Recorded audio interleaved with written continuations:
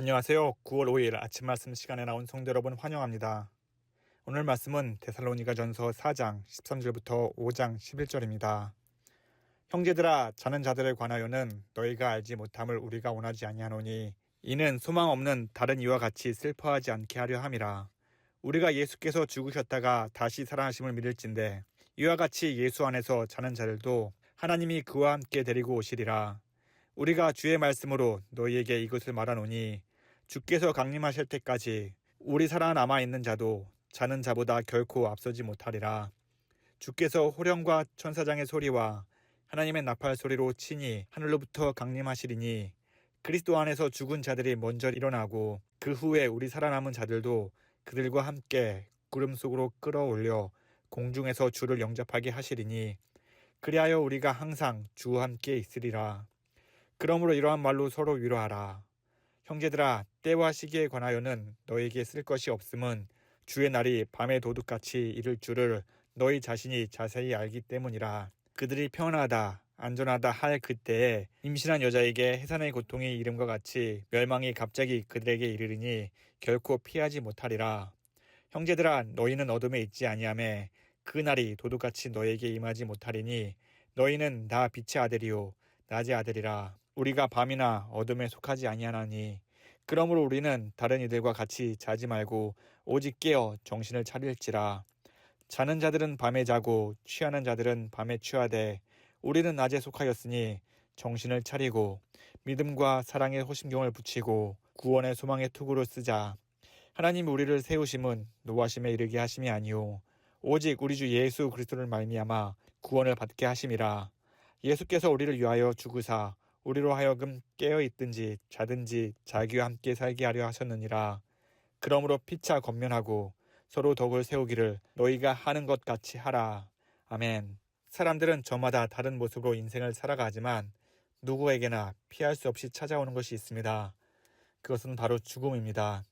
부자든 가난한 자든 지혜로운 자든 그렇지 않은 자든 모두 동일하게 죽음을 맞이하지요. 죽음은 삶의 마지막에 다가오는 두려움의 그림자입니다. 누구도 죽음을 넘어서 돌아온 적이 없기에 사람들은 그 미지의 세계 앞에서 불안을 느낍니다. 또한 고통스럽게 생을 마감하는 이들의 모습이나 사랑하는 사람의 마지막 순간을 지켜볼 때 죽음에 대한 두려움과 슬픔은 더욱 깊어집니다. 사람들은 오래전부터 이 두려움을 극복하려고 애써왔습니다. 어떤 이는 죽음을 면한다는 불로초를 얻기 위해 먼 곳까지 사람을 보냈고 또 어떤 이들은 여러 수련을 통해 죽음을 면할 수 있다고 믿었습니다. 그럼에도 불구하고 결국 죽음을 피할 수 있는 사람은 아무도 없었습니다. 성경은 죽음을 죄의 대가라 말씀하며 죄 아래에 있는 한 누구도 죽음을 면할 수 없다고 분명하게 전합니다. 하지만 2000년 전 이 땅에 오신 예수님은 이 죽음을 소망으로 바꾸셨습니다. 예수님은 죽음을 잠든 것이라 말씀하시며 회당장 야이로의 딸에게 죽은 것이 아니라 잔다고 하셨습니다. 그리고 죽은 나사로를 두고 우리 친구 나사로가 잠들었도다. 그러나 내가 깨우러 가노라고 말씀하셨습니다. 사람들은 그 말씀을 이해하지 못했지만 예수님은 실제로 무덤 속에 있던 나사로를 불러내어 다시 살리셨습니다. 게다가 예수님 자신이 십자가에서 죽으셨다가 사흘 만에 부활하심으로 잠자는 자들의 첫 열매가 되셨습니다. 부활하신 예수님은 11제자를 비롯해 500여 형제에게 나타나셔서 죽음이 끝이 아님을 친히 보여주시며 부활의 소망을 몸소 보여주셨습니다. 그러므로 예수 그리스도를 믿는 모든 성도는 내가 곧 부활이요 생명이니 나를 믿는 자는 죽어도 살겠고 라고 하신 예수님의 약속을 붙들 수 있고 그것이 곧 소망이 되었습니다. 오늘 말씀에서 사도 바울은 데살로니가 성도에게 이렇게 권면합니다. 형제들아, 자는 자들에 관하여는 너희가 알지 못함을 우리가 원하지 아니하노니 이는 소망 없는 다른 이와 같이 슬퍼하지 않게 하려 함이라. 바울은 성도들이 세상 사람들처럼 죽음을 끝으로 여기며 절망하지 않기를 당부합니다. 사실 우리도 부활의 믿음을 가지고 있다 하더라도 사랑하는 일을 잃었을 때 슬퍼하지 않을 수 없습니다. 그러나 그리스도인에게는 세상 사람들이 알지 못하는 위로가 있습니다.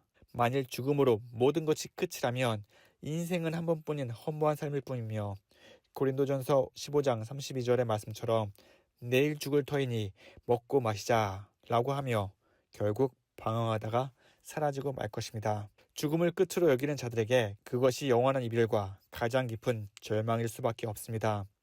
하지만 바울은 예수님의 가르침을 따라 죽음을 자는 것이라 표현합니다. 예수님께서 야이로의 딸이나 나사로를 향해 죽은 것이 아니라 잔다고 말씀하신 것처럼 성도의 죽음은 단순한 끝이 아니라 잠시의 쉼일 뿐이며 이는 죽음이 두려움이 아니라 영원한 생명으로 들어가는 문이라는 사실을 보여주는 것입니다. 그렇다면 성도가 바라보아야 할 소망은 무엇입니까?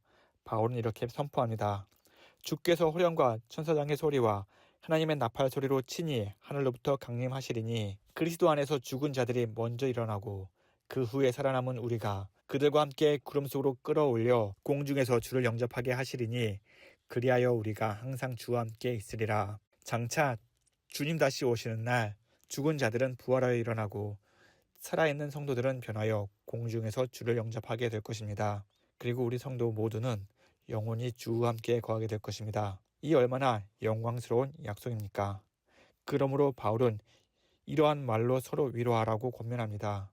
믿음의 공동체 안에서 우리는 이 소망을 나누며 낙심한 자를 위로하고 연약한 자에게 장차 누리게 될 영광을 나누며 서로에게 힘과 용기를 북돋아 주어야 합니다. 지금은 눈물과 고난이 있을지라도 주님 다시 오시는 그날에는 하나님께서 그들의 눈에서 모든 눈물을 씻기심에 다시는 사망이 없고 애통하는 것이나 곡하는 것이나 아픈 것이 다시 있지 아니하리라 약속이 이루어질 것이라 믿으며 예수님이 다시 오시는 그날을 기다리며 부활의 소망을 가져야 하는 것이지요.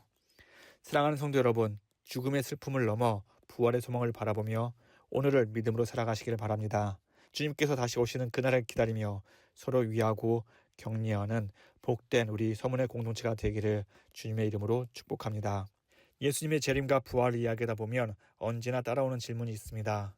그렇다면 도대체 예수님은 언제 오시는가? 세상의 끝은 언제인가? 예수님께서는 제자들에게 세상의 끝날의 징조를 말씀해 주셨습니다. 거짓 그리스도와 거짓 선지자가 일어나 사람들을 미혹할 것이며 민족이 민족을 나라가 나라를 대적하는 전쟁이 일어날 것이라고 하셨습니다. 곳곳에 지진과 기근이 일어나고 믿는 자들이 환난을 당하며 박해와 배교가 뒤따를 것이라고 말씀하셨습니다. 사실 예수님이 승천하신 이후에 역사를 돌아보면 이런 일들은 끊이지 않고 이어져 왔습니다. 전쟁이 멈춘 적이 없었고 거짓 교사와 거짓 선지자의 미혹도 계속되었습니다. 교회를 향한 박해 또한 시대마다 존재했습니다.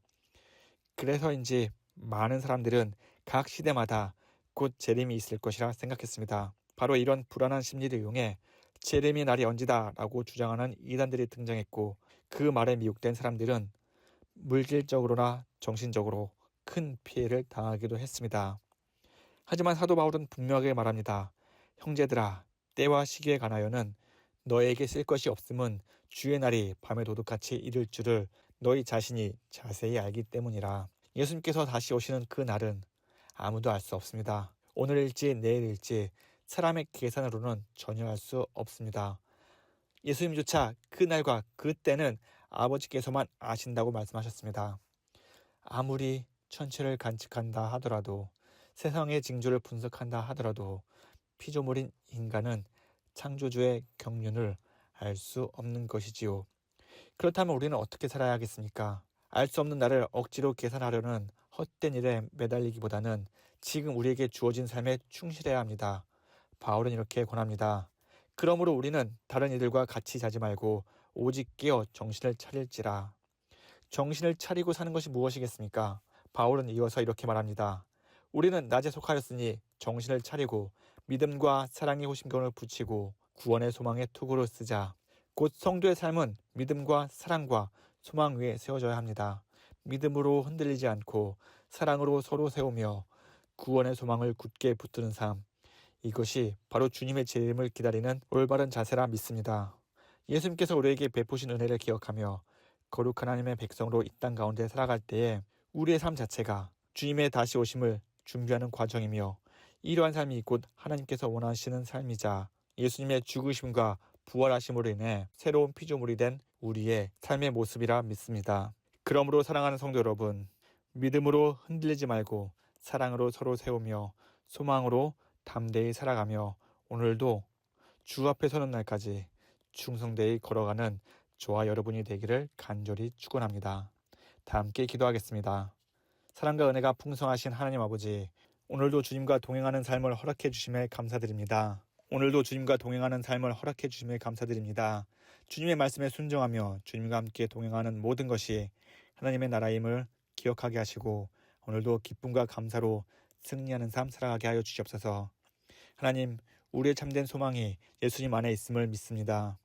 부활이요 생명이신 주님을 굳건히 붙들고 믿음 안에서 흔들림 없이 서게 하여 주시옵소서. 세상의 징조와 혼란 속에서도 주님만 바라보게 하시고 주님이 다시 오시는 그 날을 준비하는 성도로 살아가게 하여 주시옵소서. 하나님, 우리 교회를 위해서 기도합니다.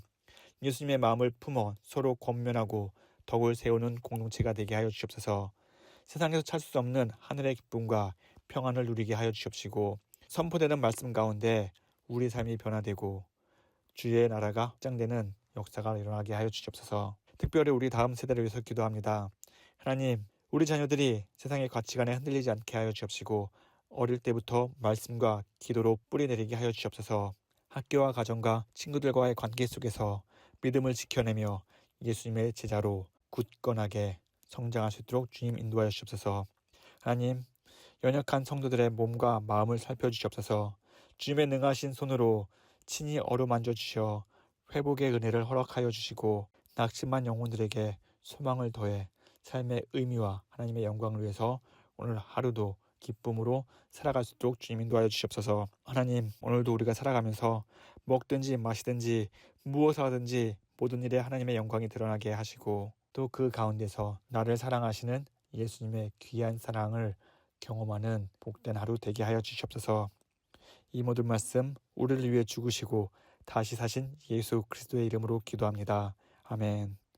무더운 날씨 속에서도 하나님의 은혜의 단비가 시원하게 내려 기쁨과 감사로 가득한 하루 되시기를 축복합니다. 감사합니다.